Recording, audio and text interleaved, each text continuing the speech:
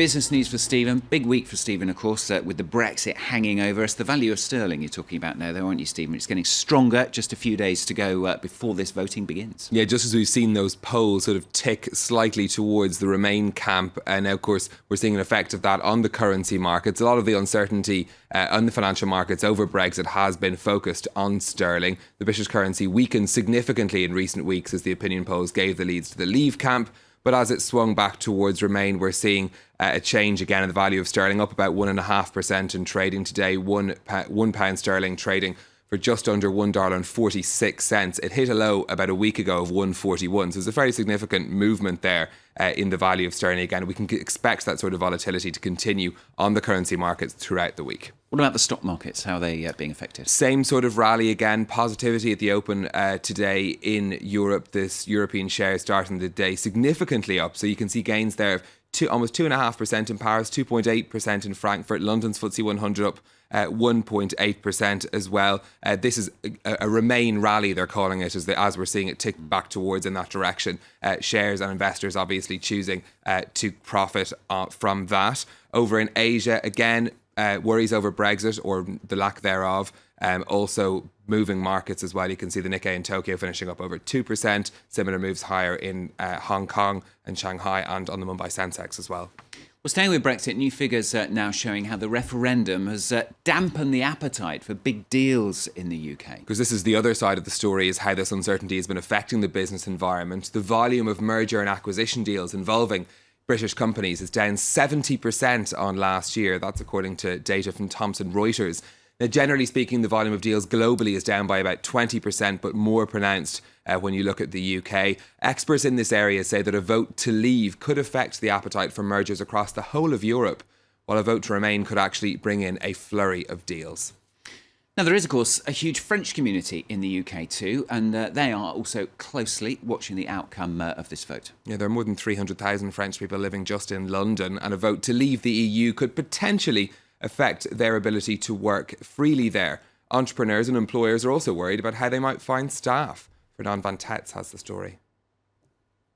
Brexit fears are rising in South Kensington, the heartland of the French community in the UK.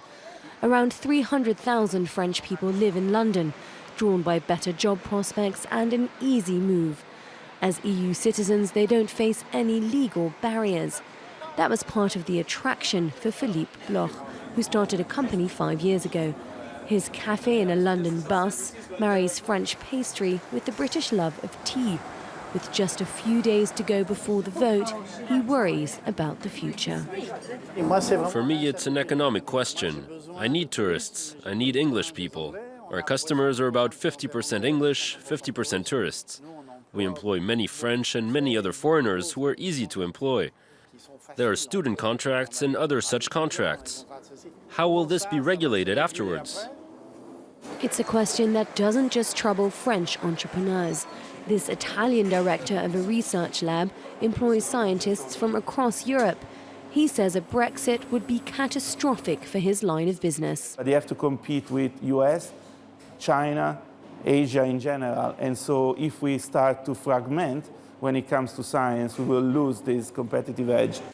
The impending vote and its uncertain outcome have seen a surge in European residents in the UK applying for British citizenship.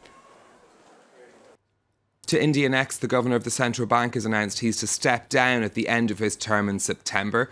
A former IMF economist, Raghuram Rajan, is credited with restoring stability to the Indian economy. It'll be the first time in the bank's history that a governor will only serve 3 years. But he'd faced criticism from some politicians over his willingness to speak publicly, as well as until recently his stance on keeping interest rates high. Now, finally, we're going to talk about Tesla's newest model car. May also function apparently as a boat. Yes, strange as that may sound, Tesla boss Elon Musk posted on Twitter on Sunday saying the Model S floats well enough to be used as a boat for short periods of time. That might sound a bit James Bond-esque. Now, he linked to a video from Russia which shows the car managing to pass through a flooded underpass. I'll get to that there in a second. This is the video there. So you can see, obviously, the underpass flooded. The car continues to move through it. Now, the reason, according to Elon Musk, that this can happen is because the wheel thrust gives the car momentum to be able to move through the water. But because the battery and the driving system are both sealed against water, that's why the engine doesn't cut out the way that a regular car does. That's despite the fact that a Model S is actually significantly heavier than a regular car, but they still managed to get out of the floods there as well. Now, Elon Musk does also say that he doesn't recommend doing this with your car, especially because it costs $70,000 to buy one. So you might want to be a little bit more careful than try to move across water in it. Pair of oars. That's what they need. Indeed. Pair of oars, and they could just, stick them out the window. Do a bit of rowing. It'd be great. It's a lot of season.